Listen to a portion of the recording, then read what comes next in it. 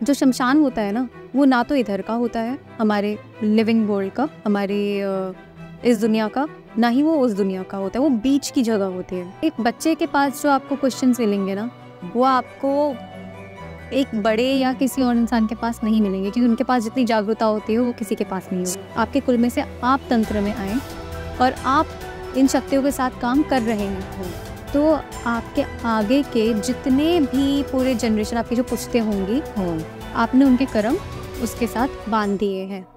नमस्कार दोस्तों, mistake insights clips देखते रहिए to make yourself strong spiritually, physically, mentally and socially, and to get more updates subscribe the channel.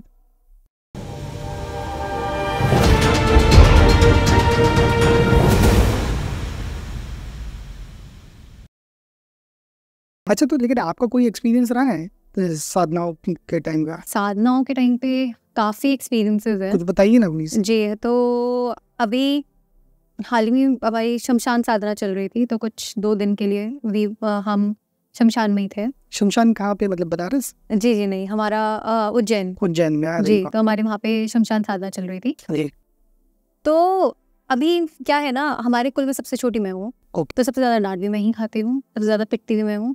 तो लेकिन जो चीज़ डांट खाने के बाद सीखी जाती है वो कभी भूली नहीं जाती, वो चीज़ है। तो अब वहाँ पे क्या होता है कि शमशान साधना में आप उच्चिष्ट चांडाली को भी कभी बिठा नहीं सकते हो। तो उसके थ्रू मेरा एक एक्सपीरियंस था, लेकिन आपको शमशान साधना के बारे में थोड़ा सा बता देती हूँ कि जैसा लोग समझते हैं। सबसे पहले अगर आप शमशान साधना में जाओगे, ऐसे ही आप जाके बैठ नहीं सकते कि आप कल को, क्योंकि काफ़ी लोग इस चीज़ से काफ़ी ज़्यादा ना इन्फ्लुएंस हो चुके हैं, या फिर इस चीज़ को देख के काफ़ी, हाँ शमशान साधना कोई वैसी चीज़ है, कल को रात को जाके बैठ के आ जाएंगे, पर ऐसा कभी नहीं करना चाहिए। सबसे पहले हम चिता को जागृत करते हैं, वहाँ पे जो चिता जल रही होती है, वहाँ पे जाके उन्हें जाके बोलते हैं कि हम कुछ मंत्रों के द्वारा और कुछ क्रियाओं के द्वारा कि हम यहाँ पे कि कुछ दुरुपयोग करने नहीं आए हैं, हम यहाँ पे किसी को डिस्टर्ब करने नहीं आए हैं, हम किसी को छेड़ने नहीं आए हैं, हम बस अपनी साधना करेंगे और उसके बाद वहाँ से शांति से चले जाएंगे। उसके बाद वहाँ के जो स्थान होता है उनको जागृत किया जाता है। वो अपने में ही वैसे बहुत ज़्यादा पावरफुल होता है, लेकिन उनका खुद जागरण किया होता है। अब कुछ चीज़ें हैं जो वहाँ पे नहीं करनी होती जी, जैसे कि उच्चिष्ट चांडाली को बिठाना। अच्छा, तो ये थोड़ा नेगेटिव एनर्जी कह सकते हैं? नहीं, उच्चिष्ट चांडाली नेगेटिव नहीं है। अच्छा, पॉजिटिव एनर्जी नहीं, बिठाला नहीं जाता। हाँ नहीं, वैसे आप बिठा सकते हैं, लेकिन शमशान में नहीं बिठा सकते। वो क्यों? क्योंकि जो उच्चिष्ट चांडाली है वो माँ मातंगी का स्वरूप है, महाविद्या। लेकिन उच्चिष्ट चांडाली सारे जो प्रेत भूत वो भी उनके बच्चे हैं, उन्हें भी बहुत प्यार से रखेगी, और जो बाकी है उन्हें भी, क्योंकि वो सरस्वती का रूप है, तो हमें भी अच्छे से रखेंगी। वो प्रेत पिशाच जो भी है उनसे भी बहुत प्यार से रहेंगी। अब आपने वहाँ उच्चिष्ट चांडाली को बिठा दिया, वो सब तो खुश हो जाएंगे, हमारी तो माँ ही है, तो फिर आपकी पूजा में कुछ ना कुछ विघ्न करेंगे या खेलेंगे, कुछ करेंगे। काफी ट्रिक्स्टर स्पिरिट्स भी होती है ना, कि मतलब जो आपको आपका ध्यान भटकाना चाहे वैसी, तो आपको फिर एकदम से, अब हमने गलती से बिठा दी, एकदम से आवाजें आने लगी, कोई हंस रहा है पीछे से, अच्छा। जो खाना कहीं और पे जाना है वो कहीं और जा रहा है, कुछ कहीं पे कुछ और हो रहा है, कुछ भी उड़ रहा है, तो ऐसी चीजें होने लग गई थी। अच्छा। भले पता नहीं क्यों हो रहा है। बाद में जाके बोला ये उच्चिष्ट चांडाली को किसने बैठाया, चिल्ला के मेरे जो बाबा है उन्होंने बोला, और फिर उसके बाद अब हिम्मत तो थी नहीं बताने की, लेकिन फिर पता भी करना था कि अब अगर ये बताया नहीं कि उच्चिष्ट चांडाली को बिठाया है, तो फिर पता भी नहीं चलेगा कि इन चीज़ों को हटाए कैसे। सही बात है ना। तो फिर उन्हें बताया गया, फिर बस फिर जब मेरे को दोबारा डांट पड़ी, फिर जब मेरे को सिखाया गया कि अगर ऐसा कभी कुछ होता है तो उनसे बचते कैसे हैं, तो उन्हें वापस कैसे भेजते हैं, तो फिर उसके बारे में पता चला। तो ये चीज़ें हैं कि शमशान में साधना हाँ बहुत ज़्यादा पावरफुल होती है। क्यों? क्योंकि वो एक जो शमशान होता है ना, वो ना तो इधर का होता है हमारे लिविंग वर्ल्ड का, हमारे इस दुनिया का, ना ही वो उस दुनिया का होता है। वो बीच की जगह होती है, जहाँ पे आप एक बॉडी को, हमको, इस शरीर को जला के एक आत्मा को मुक्त कर रहे हो उस शरीर से। तो एक बहुत ही अपने में बहुत ही प्योर जगह है, काफ़ी ज़्यादा स्ट्रॉन्ग जिसको आप कहते हो वैसी जगह है। तो वहाँ पे जो आप साधना करते हो, वहाँ पे जो ऊर्जा आप महसूस करते हो वो शायद ही काफ़ी कम जगहों पे आप कर पाओ। इसीलिए शमशान यात्रा काफ़ी ज़्यादा इम्पॉर्टेंट होती है किसी भी साधक के लाइफ में। ओके जी। तो यहाँ पे तो आप लोग मतलब पहले तो प्रोटेक्शन घेरा भी हाँ बनाते जी, हो हाँ ना, जी। बिल्कुल वो तो पहले मतलब मस्त चीज़ है। उन्हें बहुत काफ़ी कुछ करना होता है, ऐसे ही जाके नहीं बैठ सकते। अच्छा ऐसे ही जाके बैठ जाओगे तो बहुत ही कुछ हो जाएगा। तो जो कहते हैं ना उनके साथ हम शमशान में और ये सब हो गया हमारे साथ, अपनी स्टोरी सुनाते हैं, वो इसीलिए क्योंकि उन्होंने ठीक से नहीं किया। सही। इसकी पूरी प्रक्रिया मतलब होती है। ये है कि बिना गुरु के आप शमशान में एंटर मत करो, क्योंकि बिना आपको नहीं गुरु पता है कि के- आपके साथ कौन सी जी। एनर्जी क्या कर दे। जी, बिना गुरु के शमशान छोड़ो, आप तंत्र में ही एंटर मत हाँ करो। बिल्कुल, तंत्र दूर में। से हाथ जोड़ लो। बिल्कुल। आपको अगर बस स्टॉप पे तंत्र की किताबें मिल रही हैं 2 रुपए की, मत खरीदो, आप उसे 2 रुपए वैसे ही दे दो। क्योंकि मेरा ही एक स्टूडेंट था, वो अपना मुझे स्टोरी बता रहा था कि उसने ऐसे ही कहीं से कोई किताब खरीद ली, वहाँ पे शमशान साधना के बारे में बताया हुआ था। अच्छा। अब उसे मंत्र तो पता नहीं, उससे हाँ वो पहले बड़ी क्या बड़ी करते हैं। किताबों में लिखा रहता है ना, ये वशीकरण करें, ये जी करें, जी वो जी तो जी। लोग भटक अब जाते हैं। जी, अब इन किताबों का क्या है ना, वो आपको क्या करेंगे ना, खाना बनाने की पूरी एक विधि होती है ना, स्टार्टिंग से कि उसे पहले सब्जी को ऐसे काटते हैं, ऐसे करते हैं, और लास्ट तक कि उसे ऐसे परोसते हैं, है ना। वो हमारी माँ हमें बताएंगी जब हम खाना बनाना सीखेंगे।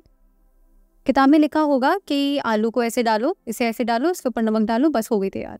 बस 3 चीजें, ना पहले का बताया ना बाद का बताया। तो ये किताबों का है कि बीच का 2-3 चीजें बता दी, बाकी चीजें बताई नहीं गई।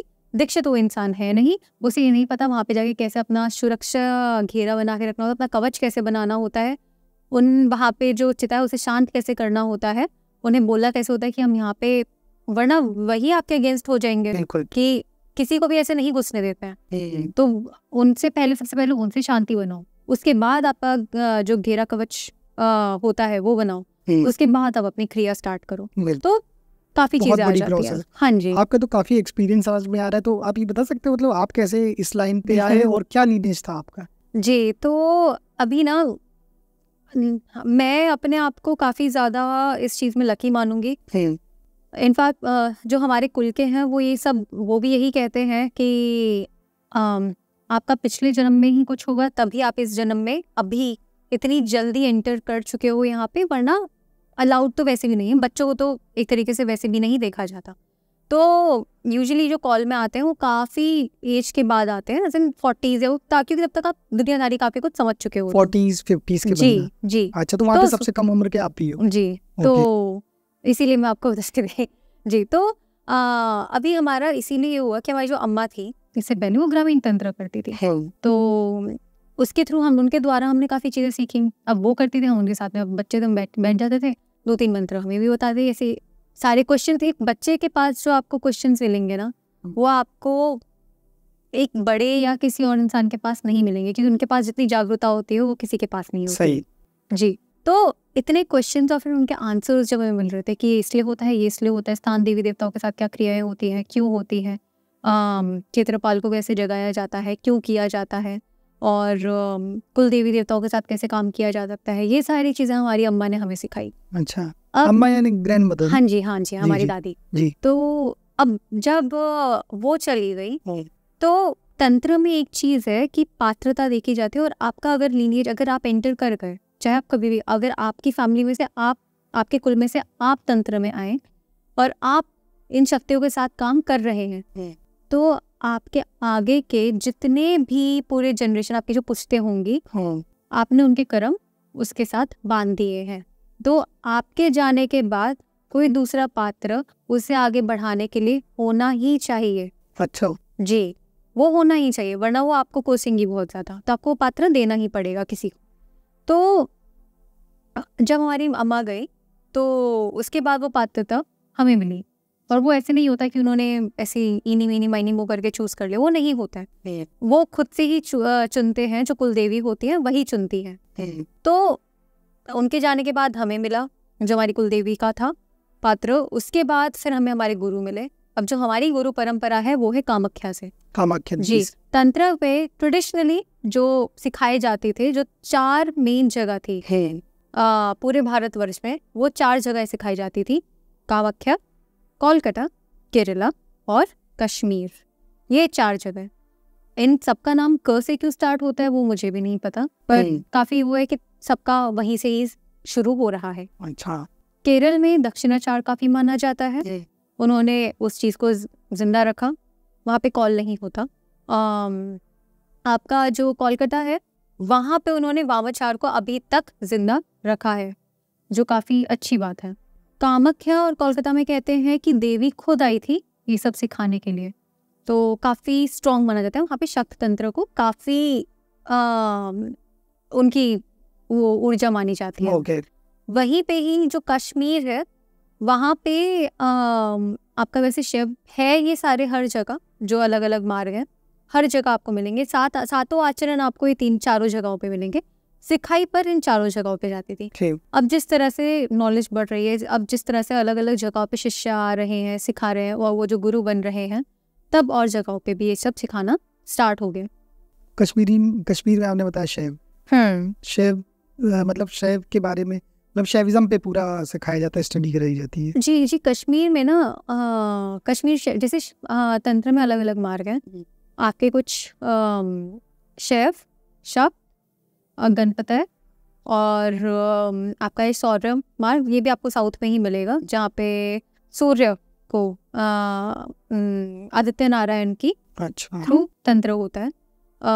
और फिर आपका ये बुद्धिस्ट में आपका जो वज्रयान तंत्र आ जाता है वो आ जाता है।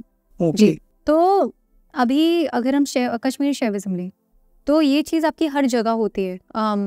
जो ये शक्त वहाँ पे भी थोड़ा बहुत है, लेकिन बहुत ज़्यादा नहीं। अच्छा, ज़्यादा शैविज्म की ओर वहाँ पे शैविज्म, वहाँ पे ये उनका मानना ये है कि शिव है जिसने पूरी दुनिया बनाई है, शिव ही सब कुछ है, शक्ति उनका एक पार्ट है, तो उन्हीं के ही अंदर का एक तत्व है जो शक्ति है। कश्मीरी शैविज्म का ये भी है कि वहाँ पे उन लोग अद्वैत मानते हैं, कि मतलब द्वैत नहीं है, अद्वैत है, एक ही है।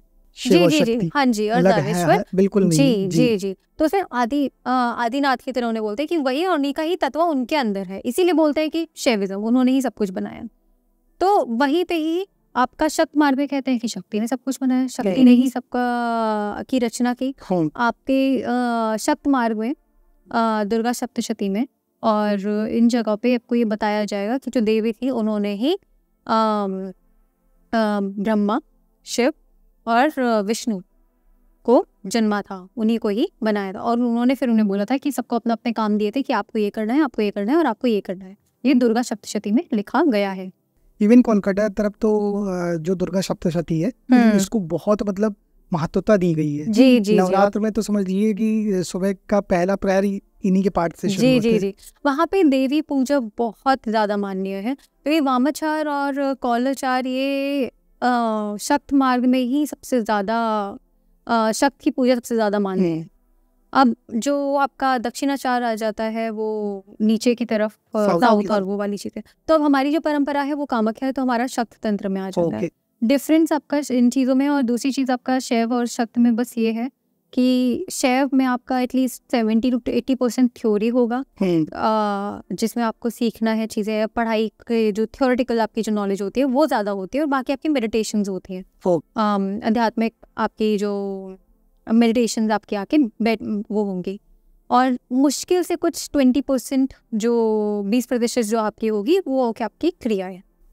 अब वहीं पे ही आपका अगर शक्त मार्ग लिया जाए तो शक्त में आपका 80 to 70% आपका क्रियाएं होंगी, बहुत क्रियाएं होती हैं, और 20% आपका थ्योरेटिकल होगा, मतलब जो पढ़ना है, अध्ययन करना। जी, अब देखिए जो पढ़ना और अध्ययन करना है वो सारा आपका माउथ टू माउथ होता है, ऐसे आपके जो गुरु आपके शिष्य को सिखा रहे हैं, लिखाते वो लिखते कहीं नहीं है, वो चीज़ कहीं पे भी आपको मिलेगी नहीं।